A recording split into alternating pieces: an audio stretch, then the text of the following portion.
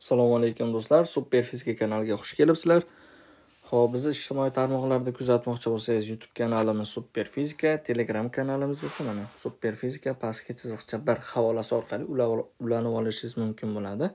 Xo'p, bugun sizlar bilan biz 11-sinf fizika yakuniy attestatsiya imtihonida e'lon qilingan testlarda mexanikada saqlanish qonunlari va statika elementlari degan bo'limiga bog'liq bo'lgan masalalar ishlaymiz. Xo'p, birinchi savol. Gorizontal sirtda balandliklari va asos yuzalari bir xil bo'lgan bir jinsli yaxlit silindr, konus va kesik konus turibdi. Bu jismlarning qaysi biri turg'unroq deyapti. Xo'p do'stlar, jismlar turg'unroq bo'lishi uchun ularni og'irlik markazi nolavoy sathga juda ham yaqin bo'lishi kerak. Mana hozir gorizontal sirtda turibdi desa, shu gorizontal sirtda o'tkazib yubordik mana. Shunga nisbatan qaysi birini og'irlik markazi yaqin bo'lsa, shu ko'k chiziqqa, shu qolganlarga nisbatan turg'unroq bo'ladi. Hozir taxminiy oraliqlarni chizib beraman. Masalan, silindrda og'irlik markazi balandlikda o'rtasida bo'ladi mana. Mana h balandlik bo'lsa, shuni o'rtasida. Taxminan shu joyga mos keladi. Endi xo'p, konusniki shu o'rtasidan sal pastroqda bo'ladi. Mana taxminiy ko'rinishi. Kesik konusniki bundan sal tepada bo'ladi. Mana silindr bilan konusni oralig'idagi bitta nuqta bo'ladi mana. Taxminiy oralig'i shunaqa bo'ladi. Nimaga? Chunki massa qayerda katta bo'lsa, jismning massasi qaysi joyda ko'proq to'plangan bo'lsa, imkon qadar shu nuqtaga yaqin joylashadi og'irlik markazi. Demak, bu uchala rasmda eng yaqin turgani, ya'ni og'irlik markazi gorizontal sirtga eng yaqin turgani bu konusniki. Shuni hisobiga konus qolganlarga nisbatan turg'unroq hisoblanadi. Va yana bitta tushuncha, turg'unroq deganda birorta nuqtasiga kuch ta'sir qilganingizda uni ag'darib tashlash qiyinroq bo'ladi qolganlarga nisbatan. Demak, hozir javob konus qolganlarga nisbatan turg'unroq bo'ladi. Ikkinchisi, richakka rasmda ko'rsatilgan yo'nalishda kuch ta'sir qilmoqda. F kuchining yelkasi qaysi kesmaga mos keladi deyapti. Xo'p, kuch yelkasiga ta'rif qanday etiladi? Aylanish o'qidan kuch chizig'igacha bo'lgan eng qisqa masofa. Mana hozir aylanish o'qi O nuqta, kuch chizig'ini o'zlari berib qo'yapti punktir chizig'i bilan. Bu O nuqtadan kuch chizig'iga perpendikulyar tushirsangiz B nuqtaga borib tushadi mana. Chunki kuch chizig'ini davom ettirish mumkin-da. Mana siz punktirchi ko'k punktirchi bilan chizib qo'ydim. F davom ettirsangiz bu kuch chizig'i hisoblanadi. O nuqtadan shu kuch chizig'iga perpendikulyar tushirsangiz, bu siz uchun yelka bo'ladi. Standart bo'yicha L harfi bilan belgilanadi. Demak, qaysi kesma bo'lar ekan? O, B kesma biz uchun yelka hisoblanar ekan. Hop, ba'zi bir manbalarda yelkaga quyidagicha ta'rif aytishadi-da. Aylanish o'qidan kuch qo'yilgan nuqtagacha deb. Yo'q, unday emas. Aylanish o'qidan kuch chizig'igacha. Agar kuch qo'yilgan nuqtagacha deganda edi, mana masofa bo'lardi. A kesma bo'lardi. Lekin bu xato. Nimaga xato? Agar kuch qo'yilgan nuqtagacha desak, mana bu ta'sir qilayotgan F kuchimizni burchak ostida yo'naladimi, burchak ostida yo'nalmaydimi, umuman ahamiyati bo'lmay qoladi. Ya'ni doim bir xil son chiqish kerak. Lekin unday emas. Turli burchak ostida ta'sir qilsa, momentlari ham turlicha bo'ladi. Shuni hisobiga yelka deganda siz doim aylanish o'qidan kuch chizig'igacha bo'lgan eng qisqa masofa, ya'ni tushirilgan perpendikulyarni oling. Hop, uchinchisi endi jismning bir nuqtasiga 6 newton va 8 newton kuchlar bir-biriga nisbatan 0 gradus burchak ostida qo'yilgan. Jismga ta'sir qiluvchi natijaviy kuchni toping. Demak, bitta jism o'rganamiz mana. Hop, shu jismga 0 gradus burchak ostida kuchlar ta'sir qilgan. 0 gradus degani bu bir yo'nalishda degan. Mana F1 kuch bo'lsa, bu F2 kuch bo'lsin.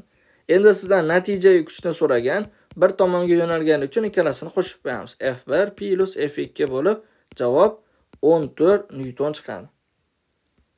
Hop, to'rtinchisi, richakka rasmda ko'rsatilgan yo'nalishda kuch ta'sir qilmoqda. F kuchning yelkasi qaysi kesmaga mos keladi? Hozir yuqorida aytib o'tganimizdek, aylanish o'qidan kuch chizig'iga perpendikulyar tushirasiz mana. tushirgan perpendikulyar hozir B nuqtaga borib tushar ekan. Demak, bunda ham OB kesma siz uchun yelka hisoblanadi. Mana shu F davomidagi mana ko'k rang bilan chizib qo'yaman.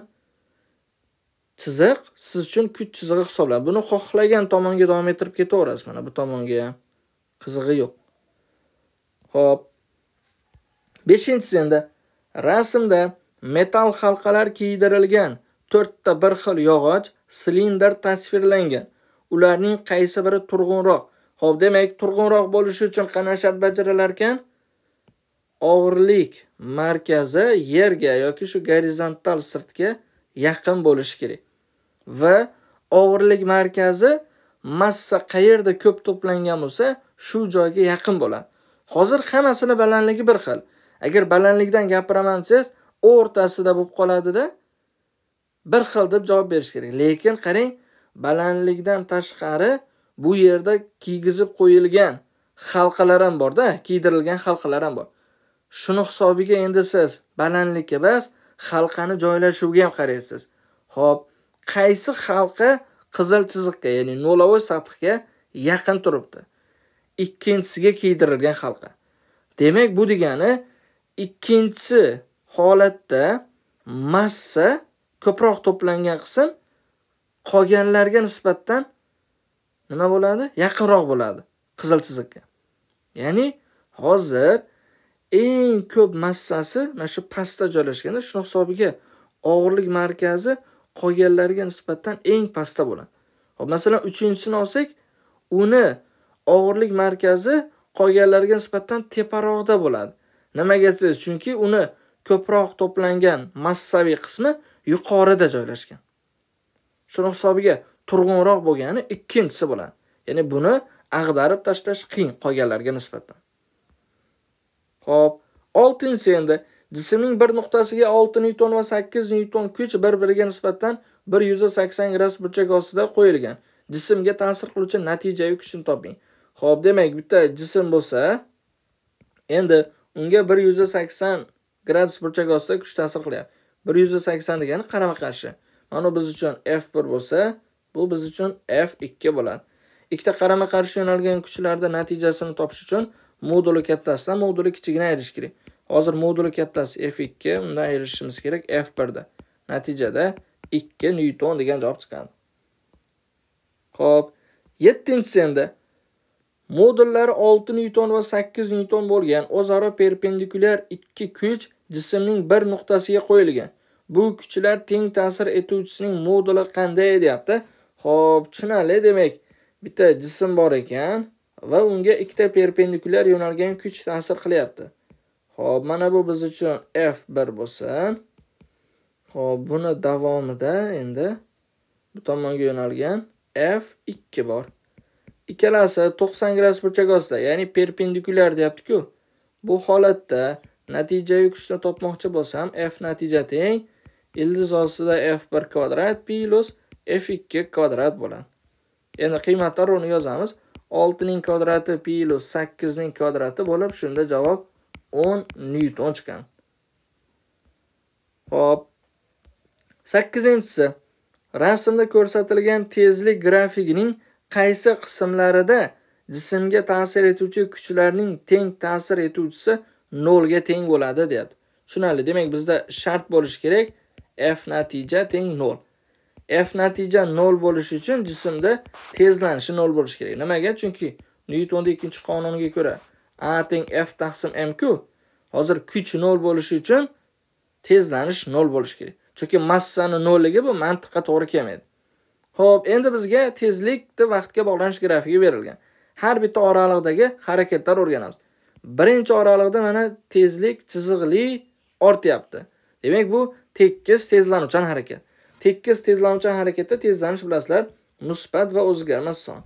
A konstanta 0 dan katta. Demak, bu oraliqda kuch 0 bo'lmaydi.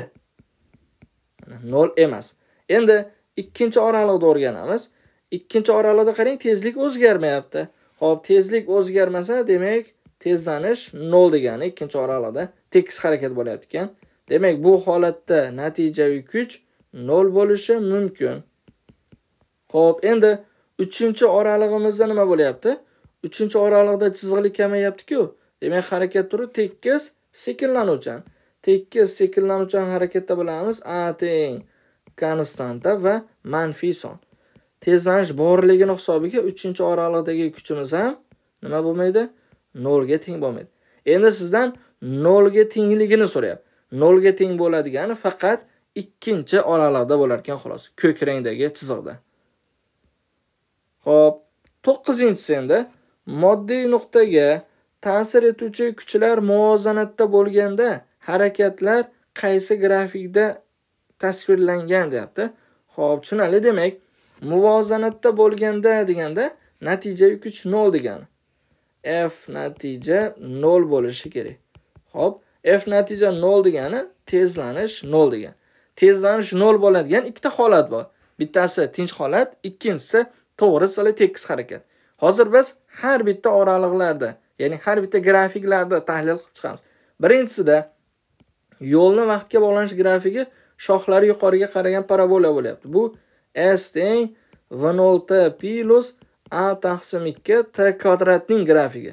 Va bu tekis tezlanuvchan harakat uchun tegishlimi? Tekis tezlanuvchan harakatda natijaviy kuch 0 bo'lmaydi. Nimaga? Chunki tezlanish borda, shuning hisobiga bu javobga kirmaydi. Endi ikkinchisida qarang, tezlik chiziqli ortyapti. Bu V teng, mana birinchisi bo'lsa, mana ikkinchisi. V teng V0 plus A kira T ni grafigi. V0 0 bo'lgan holatda. Demak, bunda ham tezlanish bormi? Tezlanish bor degani natijaviy kuch 0 emas. Ya'ni kuchlar muvozanatda bo'lmaydi. Biz muvozanatda bo'lganini topishimiz kerak. Ikkinchi grafik ham xato. Endi uchinchisida koordinatani vaqtga bog'lanishi. Vaqt o'tishi bilan koordinati o'zgarmayapti, mana. Uchinchisida x teng konstanta turibdi. Koordinatani vazifasi nima? Jismda turgan joyini bizga aniqlab berish. Hozir vaqt o'tishi bilan jism bitta joyda turar ekan, mana. Nimaga? Koordinatasi o'zgarmayapti.